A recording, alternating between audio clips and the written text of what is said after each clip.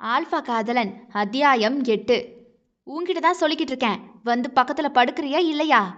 ஆடை குறைப்பில் கிடந்த அழகிய காதலியை வலியன் தடுமாறி போய் பார்த்தான்.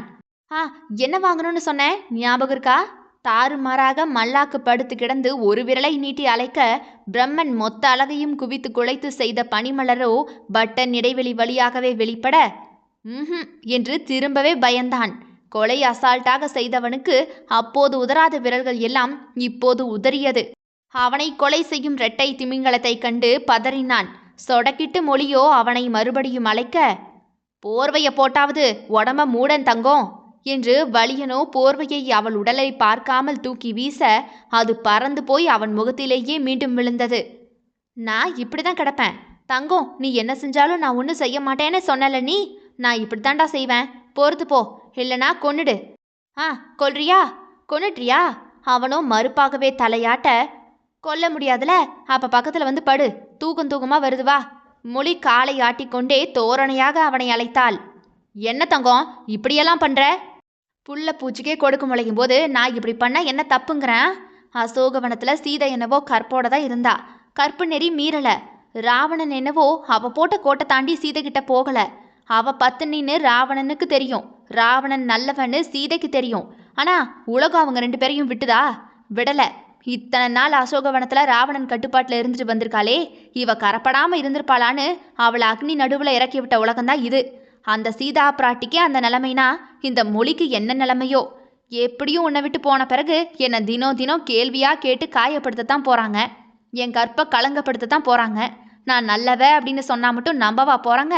இல்லை, என்னை கடத்திட்டு போனவன் அழகான காதலன், அவனுக்கு காதலை தவிர வேற எதுவுமே தெரியாது, என் மேலே வச்சிருந்த காதலுக்கு அவன் உண்மையாக தான் இருந்தான், நான் பத்தினியாக தான் வந்திருக்கேன்னு சொன்னாதான் நம்ப போகிறாங்களா? நெவர், நம்ப போகிறதே இல்லை. அதுக்கு எதுக்கு நான் இதெல்லாம் காத்து வச்சுக்கிட்டு இருக்கணும்? அதையே என்னை காப்பாற்றிக்க பயன்படுத்திக்க வேண்டியது தான். அதனால முயற்சியே செய்யாமல் நீ இழுக்கிற இழுப்புக்கெல்லாம் வந்து நான் தோற்று நிற்கிறத விட ட்ரை பண்ணி பார்த்து தோத்தே போயிட்டாலும் கூட சந்தோஷம்தான். என்ன மிஞ்சி போனால் என்னோட கற்பு போக போகுது, அவ்வளவுதானே? போயிட்டு போகட்டும்னு நான் முடிவே பண்ணிட்டேன், போராடி பார்த்துடலாமே. அவள் படாப்பட் பேச்சில் அவன்தான் திகிலாகி பார்த்தான். வக்கீலுக்கு பேச கற்றுக் கொடுக்க வேண்டுமா என்ன? அம்புகளை விஷம் தடவி வீசினாள். ஏன் உனக்கு பயமா இருக்கா? தோத்து போயிடுவோன்னு பயப்படுறியா?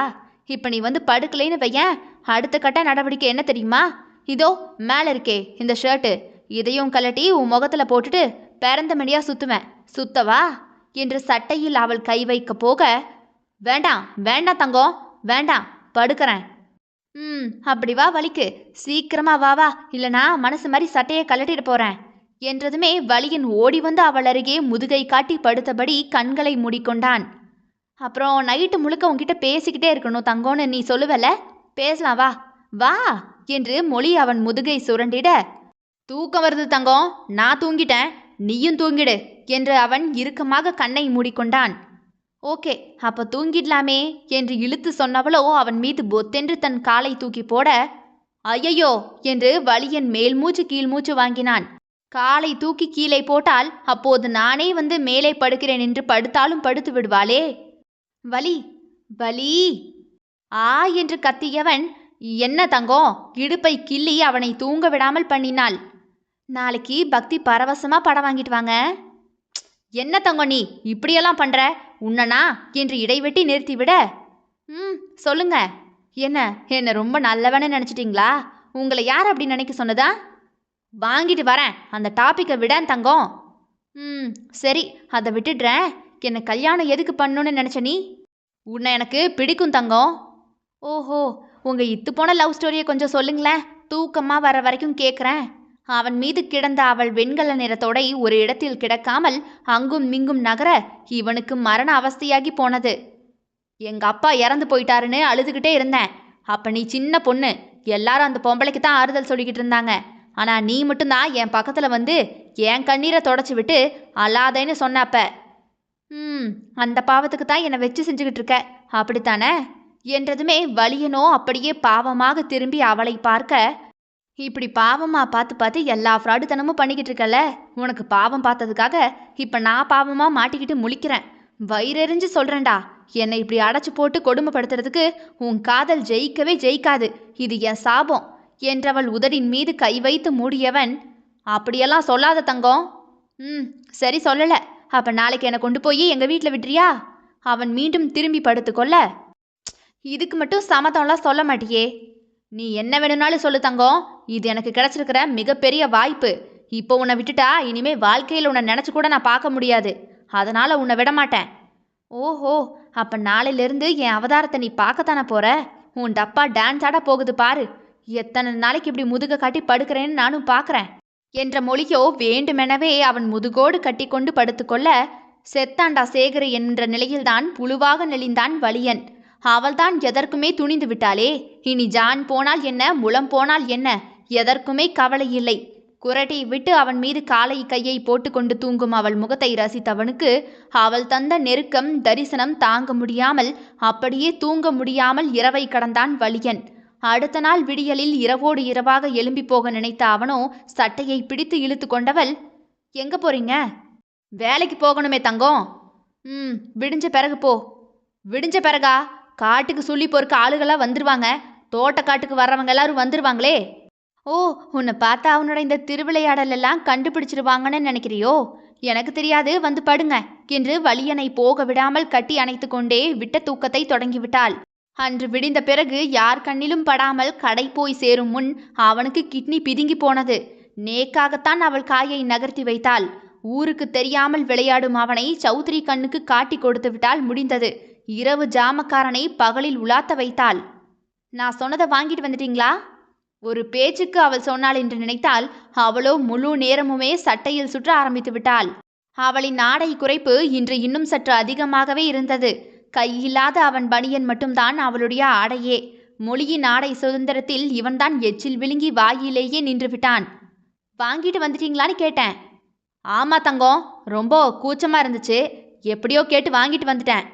ஓ, திருடும்போது கூச்சமா இல்லை, என்னை கடத்தும் போது கூச்சமா இல்லை, கொலை பண்ணும்போது கூச்சமா இல்லை, இந்த பிட்டு படம் வாங்கிட்டு வரும்போது மட்டும்தான் கூச்சமா இருந்துச்சோ? நம்பிட்டேன். கொண்டாங்க, இன்னைக்கு நைட்டு இதைத்தான் நம்ம 2 பேரும் பார்க்க போறோம் என்று அதை பிடுங்கி கொண்டு ஆடுத்த செய்யாட நடந்து போகும் மொழியை எப்படி இனி தினம் தினம் சமாளிக்கப் போகின்றோம் என்று தெரியாமல் மிரண்டு போய் பார்த்தான் ஆல்பா காதலன். படம் வண்ணத்திரையில் ஒளிபரப்பாக அவனை எங்கேயும் போக விடாமல் அருகிலேயே அமர வைத்து மொழி அவன் தொடை மீது தன் கால்களை ஒய்யாரமாக போட்டு ஆட்டிக்கொண்டே உட்கார்ந்திருக்க அவள்தான் ஓடும் பச்சை காட்சியை காண முடியாமல் நெளிந்தாள். அவனோ இயல்பாக உட்கார்ந்து அதை பார்த்து கொண்டிருக்க, உனக்கு அதை பார்த்தா டெம்ட் ஆகல? அதில் இருக்கிற மாதிரி என் கூட இருக்கணும்னு உனக்கு ஆசையா இல்லை? 1/2 மணி நேரமாக ஓடுகிறது. இன்னுமே அவன் விரல் கூட அவள் மேனி மீது தீண்டவில்லை. சந்தேகத்தை கேட்டே விட்டாள். உடனே சிரித்தவனோ, இதெல்லாம் பார்த்தா ஆசை வந்து உன் மேலே பாஞ்சிருவேனே நினச்சியா தங்கம்? நீ உன் மேலே இருக்கிறது காதல் தங்கம், காதல். இந்த உலகத்தில் எந்த பொண்ணோட அறகுற உடம்புமே இதோ இந்த மாதிரி காட்சியும் கூட என்னை கிளற செய்ய முடியாது. எத்தனை மணி நேரம் பார்த்தாலும் கூட என் உடம்பும் என் மனசில் எந்த விதமான சலனமும் உண்டே ஆகாது. காலையில் முகத்தை கூட கழுவாமல் வந்து பால் வாங்குவ பாரு, அந்த முகம் தர உணர்வு. எப்போவாவது தாவணியை கட்டிட்டு கோவிலுக்கு வருவ பாரு, அப்போ 1000 பட்டாம்பூச்சி என் இடுப்புக்கு கீழே பறக்க ஆரம்பிக்கும். அதுவும் அந்த தென்றல் காற்றுல உன்னோட இடுப்பு குட்டியாக தெரியும் பாரு. அந்த அழகை பார்க்கவே கண் கோடி வேணும் தங்கம். உன் கொலுசு போட்ட இந்த கரண்டக்கால் தெரிய நைட்டியை தூக்கி கட்டி கோலம் போடுவ பாரு. இதெல்லாம் என்னோட புத்தகத்தில் இடம் பிடிக்காத கவிதை வரிகள். தங்கம், உன்னை ரசிக்க சொல்லு, நாள் முழுக்க இல்லை, வருஷம் முழுக்க ரசிக்கிறேன்.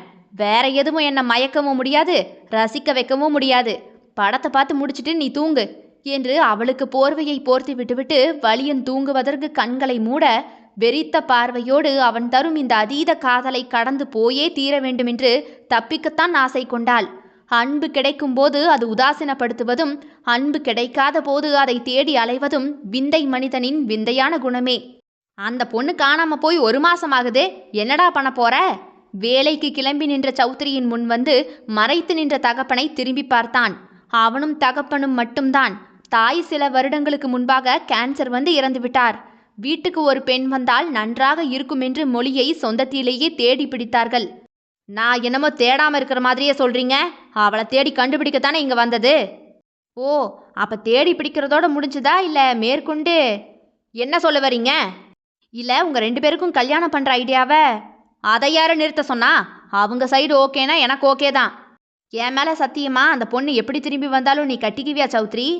அவ கற்பே இல்லாம வந்தாலும் கூட கட்டிக்கிறேன், போதுமா என்ற மகனின் பதிலில் திருப்தியாக புன்னகை செய்தார். சீதையை கடத்தி போன ராவணன் எல்லாம் சீதையின் ராமனாகிவிட முடியாதோ? அவளுக்காக காத்திருக்கிறான் காவலன். தொடரும். அடுத்தடுத்த அத்தியாயங்களை தினமும் இரவு 7 மற்றும் 9 மணிக்கு கேட்க தவறாதீர்கள் மக்களே. ஆல்ஃபா காதலன் விடை பெறுகிறேன். நான் உங்கள் ஆர்ஜே தியா.